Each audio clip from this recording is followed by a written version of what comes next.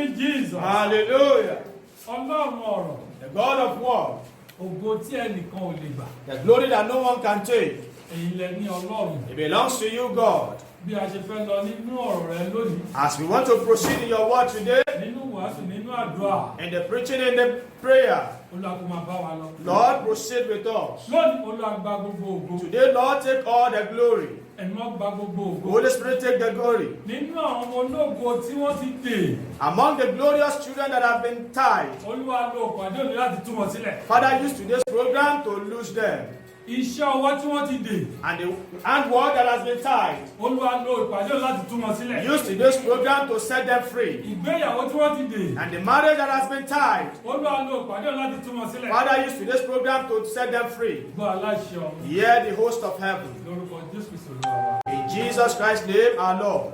Praise the Lord. Hallelujah. Praise the living Jesus. Hallelujah.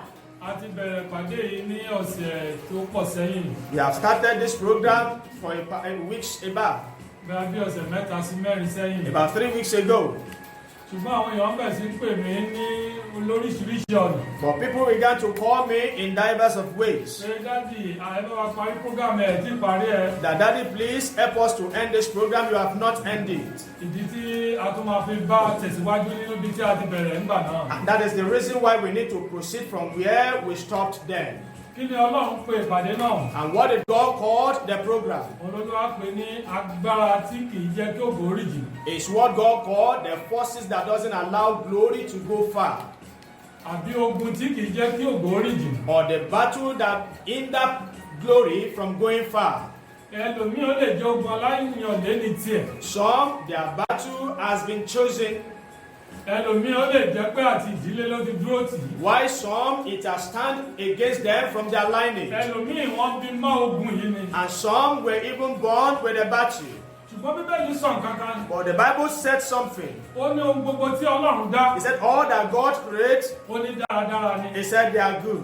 Ó sọ nínú ìwé Àsáyà. He said in the book of Isaiah, 43:7. chapter 43, verse 7. Ó ní olúkúlùkù ohun tí òun dá. He said all the things that he creates, Ó lóun dá fún ògo òun. he created them for his glory. Ìyẹn túmọ̀ sí pé ó yẹ kí ògo rẹ̀ ó rìn jìnnà. That is to say that your glory is supposed to go Ó yẹ far. kí ògo ọmọ rẹ̀ ó rìn jìnnà. That your children's glory is supposed to go Ó far. yẹ kí ògo ọkọ rẹ̀ ó rìn jìnnà. And that of your husband is supposed to go far. Nǹkan kan ló dí ògo yẹn And lọ́wọ́. something has blocked the glory. Òun ni ọ̀run fẹ́ tú lónìí. And that is what everyone to lose Ní today. orúkọ Jésù. In the name of Jesus, Mo fẹ́ tó bá ti ń gbọ́ àwọn ọ̀rọ̀ yìí. as we are hearing this word, Kó o máa ṣàmì ẹ̀ dáadáa. and you'll be saying amen fervently, Gbogbo agbára tí ó ṣàbá ti ògo rẹ̀. every power that squats to your glory, Ẹni pé òun yẹn ní you agbára. can see that that word is powerful. Agbára tí ó ṣàbá ti ògo rẹ̀. The power that squats to your glory, Ní orúkọ Jésù. in the name of Jesus, Agbára yẹn di òkú lórúkọ Jésù. such power will die in the name of Jesus. Ẹ̀dùn gbọ́ èkejì. Hear the second, Agbára. the power,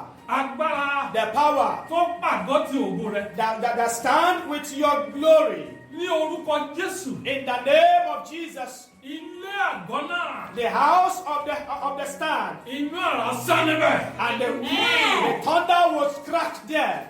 Mo fẹ́ kó fọkàn bá mi lọ I lónìí. want you to proceed with me today. Ó ṣe ká máa tún lọ́rọ̀ fẹ́ láti tẹ̀síwájú nínú We pàdé might náà. not have the grace to proceed further Torí pé àwọn èèyàn ń pè lóríṣiríṣi. because people are calling in diverse of Pé ways. dádì àwọn fẹ́ tún jàǹfààní nínú pàdé That náà. daddy we want to benefit of that program again, Ìdí ẹ̀ka tó fi wà lórí ẹ̀ nìyẹn. and that is why we'll come back on it. Ẹ jẹ́ kí wọn ká sí bẹ́ẹ̀ni wa. Let's all open our Bibles Sí onídàájọ́ to the book of Judges, 16. chapter 16, Ibẹ̀ la ti dúró nígbà tí ọ̀sẹ̀ mẹ́ta sẹ́yìn. and that is where we stopped about 3 weeks ago. A dúró ní verse 6. And we will stand on verse 6. Ṣùgbọ́n lónìí, But today à ń bẹ̀rẹ̀ ní ìsàlẹ̀ díẹ̀. we'll start below a little, Bẹ́ẹ̀ ká bẹ̀rẹ̀ ní láti 7. from verse 7.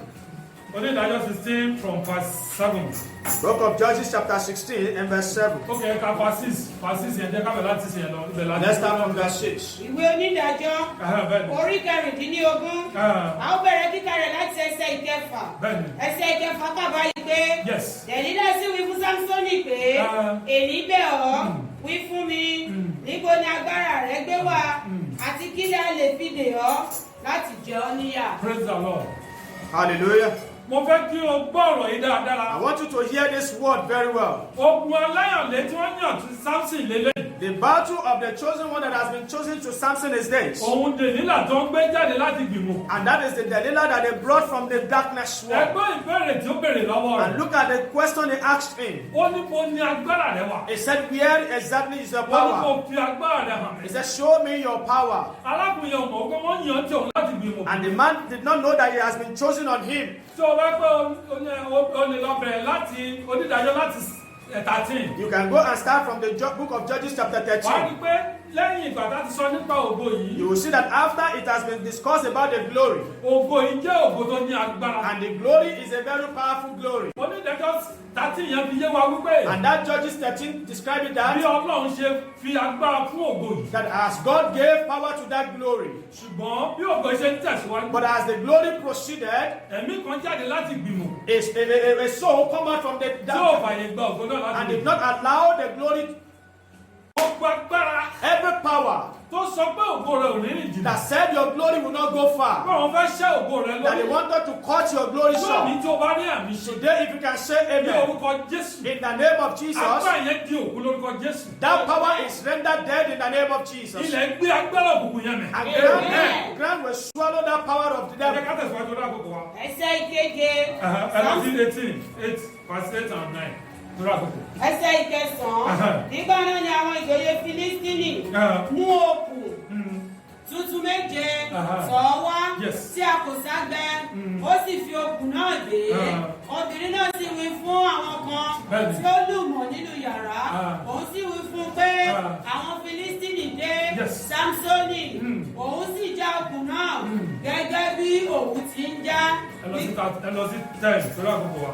Ẹsẹ̀ ìkẹwàá Dẹ̀lílà wí fún Sámsónì pé Yes. kíyèsí ìwọ tàn mí jẹ ó sì kúrò fún mi wí fún mi èmi bẹ̀ ọ́ kí la lè fi dè ọ́. Praise the Lord. Hallelujah. Praise the Lord. Hallelujah. Nígbà tó béèrè lọ́wọ́ rẹ̀, And when he asked him, níbo ni agbára rẹ̀ wà? where is your power? Arákùnrin yẹn sọ fún pé, The man told him that. ó ní tẹ́ bá lè dè mí, He said, if they can bind me, ibẹ̀ ni agbára mi that wà. is where my power is. Wọ́n lọ wá okùn. And they look for rope. Àwọn okùn yẹn kì í ṣe okùn lásán. It's not an ordinary rope. Wọ́n fi dè é. And they use it to tie Ìwọ́n bọ́ him. ṣe ń dè sí. But as they are tying Bẹ́ẹ̀ ni him, agbára ń pọ̀ sí. and the power increases. Arábìnrin yẹn wá béèrè lọ́wọ́ And rẹ̀. the woman asked Ìwọ again, arákùnrin yìí, you this ó man, tàn mí jẹ ni. you deceive me. Tó bá yẹ pé ibẹ̀ ni agbára rẹ̀ If wà. that is where your power Kò yẹ kó o is, lè tú ìdè you are yìí. not supposed to lose this. Nítorí kì í sì ìdè lásán. Because it's not an ordinary Mo body. gbàdúrà. I pray. Ogun aláyọ̀lé tó yàn tí ògo. Every battle of the chosen one that has been chosen to your glory, Tó ní àfìgbà tó ń bá ní ẹ̀yìn ògo that náà. says until they see the end of the glory. Màmá yìí ṣàmì dáadáa. Mommy say amen very Ní well. orúkọ Jésù. In the name of Jesus, Ọ̀pẹ ló gbé dìde ní gbìmọ̀ òkùnkùn. everyone that has brought up from the darkness Tó world yàn tí ògo rẹ̀. and has been chosen to your glory, Àṣẹjáde ọ̀rọ̀ tẹ̀lé. authority come out with the Lónìí word. àfikún rọ̀ wọ́n lóye lórúkọ Jésù. Amen. They are dethroned with death today in Jesus' name. Mo fẹ́ kó o ṣàgbélé I dáadáa. want you to say this amen very Ẹ well. wo bí tí ìrìnàjò arákùnrin ti ń bọ̀. And look at where the journey of this man Ẹ wo began bí from. arábìnrin yẹn ṣe ń tẹ̀lé. And look at how this woman Bẹ́ẹ̀ ló followed ń tẹ̀lé me. síwájú. And it proceeded with Nítorí me. àkókò wa. Because of our time, Ẹ jẹ́ ká sáré mú 12. let's take verse 12. Ẹsẹ̀ ìkejìlá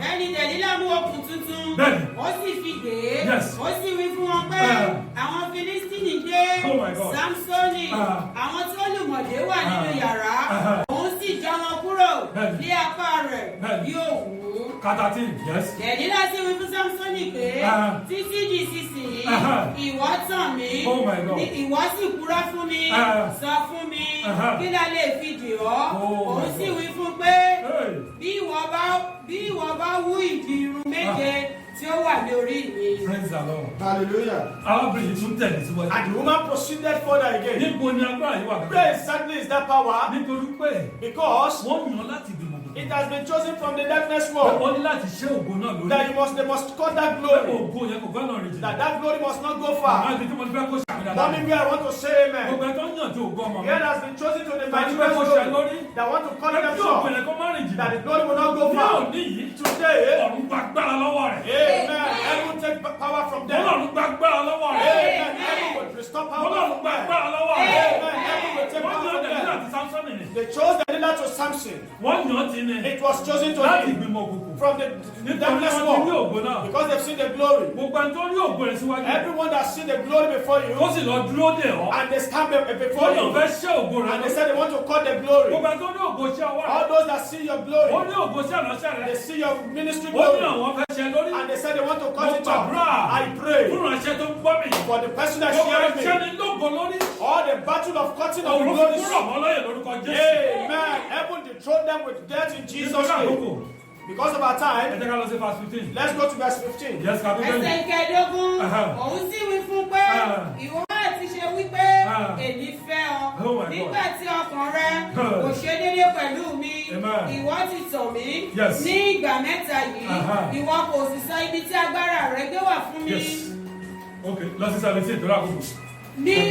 ní òun sì ń sọ gbogbo èyí tí ó wà ní ọkàn rẹ̀ fún ó sì wí fún pé abẹ kò kan orí mi rí nítorí pé Násírì Ọlọ́run lè ní í ṣe láti ní ìyá mi wá bí a bá fọ́ irun orí mi nígbà náà ni agbára mi yóò lọ kúrò ní ọ̀dọ̀ mi èmi ó sì di aláìlera èmi ó sì dàbí ọkùnrin mìíràn. Praise the Lord. Hallelujah.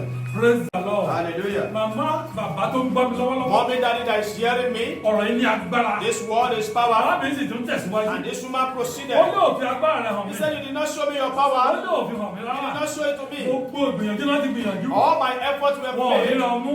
You cannot get you. Nígbà yìí arákùnrin wa sọ fún mi. And then the man told Ó her, ní abẹ́ kì í kan orí mi. he said, razor has not let me touch my head before because when it touches my head, then that is where my Nígbà power yìí is. arákùnrin wa wò ó pé And this woman think wọ́n ti that mú arákùnrin you yìí. have captured this Ó gbà man. wọ́n Fílísì jáde. Then called the Ó lọ ti Philistines. mọ ibi tá agbára rẹ̀ He wà. said, I now know where Ó the dábàá power ti lè is. fa àrùn orí He said, ẹ̀. you can call the Ní àkókò head yìí, in this nígbà hour. tí Samson ń sùn, And when the Samson wọ́n was sì fa àrùn orí and they rẹ̀. cut the head. Bíbélì sọ wípé The Bible says, ó ní agbára náà sì pín. and the power Nígbà tí ends. agbára náà pín. And when the power Nígbà ends, Samson lajú. and when Samson Ó ní opened pé his agbára eyes, ti tán. he discovered that Ó ní there's no pé power agbára ti again. tán. The power is Mo ended. gbàdúrà fẹ́ tó gbà mí I pray for lọ́wọ́ the person that is hearing me Gbogbo ẹni tí now. ń pọ̀ di agbára rẹ̀. All those that are seeking Gbogbo for ẹni your tó lọ fẹ́ power, ṣẹ́ ògo rẹ̀ lórí. those that want to cut Fẹ́ your kí ògo glory, rẹ̀ má rìn jìnnà. for your glory not to Mo go gbàdúrà far. I pray ní orúkọ Jésù. in the name of Ní Jesus. àárọ̀ ẹ̀jẹ̀ Jésù. In the blood of Ẹ̀mí Jesus. mímọ́ ò. Holy Ọ̀run Spirit. gbàgbára lọ́wọ́ wọn. Amen. Heaven will take Nígbà power tó ti from dá them. 28. And verse Ìṣẹ̀lẹ̀ 28, lákọ̀ọ́ṣẹlẹ̀ ń bẹ̀. and the sudden Ìyẹn lọ́wọ́ event fi kọ́lẹ̀ torí kò sáfù. and that is where we end it. Yes, verse 28. Yes. ẹsẹ̀ kejìdínlọ́gbọ̀n Aha. Sámsónì sì kígbe Olúwa Olúwa. ó sì wí pé Yes. Olúwa Ọlọ́run èmi bẹ̀ ọ́ rántí mi kí o sì jọ fún mi Bẹ́ẹ̀ni. ní agbára Àbíbẹ́ni. ní ẹ̀kan ṣoṣo yìí Ọlọ́run Oh my kí God. èmi kí ó lè gbẹ̀san. Ó ti tó. Praise the Lord. Hallelujah. Nígbà tí agbára pin, And when the power ends, arákùnrin sọ̀rọ̀ kan. the man said a Ó ké word. pe Ọlọ́run. He called on Ó God, fún mi lágbára kan. give me strength. Mo fẹ́ gbà ẹ̀san. I want to take Lórí my àwọn tó ṣẹ́ ògo mi from lórí. those that cut my Mo glory. gbàdúrà. I pray Lórí ẹni tí ó gbé ìgbìmọ̀ òkùnkùn. on those that take the garment of Ẹni darkness tó ń yànjẹ́ láti gbìmọ̀ òkùnkùn. and those that have been Tó chosen fẹ́ on you sórí from the ògo ọmọ darkness rẹ̀. and the standard Mo of thy gbàdúrà. glory. I pray. Ọgbọ̀n á gbẹ̀san lórí wọn. Amen. We will repent in Ìmọ̀ them. náà ò ní wá sí ìmúṣẹ. Ìmọ̀ náà ọ̀run sọ di asán. Ìmọ̀ náà ọ̀run sọ di asán. Láti òní lọ. As from today Ó on, yóò bẹ̀ kó máa rìn jìnnà. your glory will go far. Yàrá tó ń ti ògo náà máa. The door that is Ó touched yà the kó bẹ̀ sí glory sọ̀rọ̀. and it was made. Bẹ́ẹ̀ ni ìránṣẹ́ náà sọ. So the minister of God said, and change this Ní not. orúkọ Jésù Kristi. In Jesus Christ's name, amen. Àmín lórúkọ Jésù. Mo gbàdúrà fún gbogbo ọkọ̀ tó gbọ́. I pray for all the souls that are Táwọn ìgbà here. náà ránṣẹ́ káàkiri gbogbo àgbáyé. They share the Bẹ́ẹ̀ ṣe fi message, ránṣẹ́ náà. and as you Ọlọ́run share it, àbùkún yín. heaven will Ẹ bless bá wo you. ìsàlẹ̀ fọ́nrán yẹn. If you look down the Telephone number wà video, ńbẹ̀. there's a telephone number O there. lè pè mí. You can call Àbí daddy ìyàwó ní. or our mommy. À á gbé. They will pick A sì it, gbàdúrà fún ọ. and they will pray with you. Ọlọ́run bá sọ fún ọ. Whatever the Lord A sì sọ tells, fún ọ. and they will Àbí tell àwọn you. sáàmù tí ó lè kà. And all the psalms that you can Gbàdúrà. read to pray. A sì sọ fún ọ. They will be Ní told. orúkọ Jésù. In the name of Lábẹ́ Jesus, ẹ̀jẹ̀ Jésù. by the blood of Wàá ní Jesus, ògo rẹ̀ lò. you will use your Àjẹ́ ti glory. dìbò. And the seal and changes Ní orúkọ not. Jésù Kristi Olúwa wa. Amen.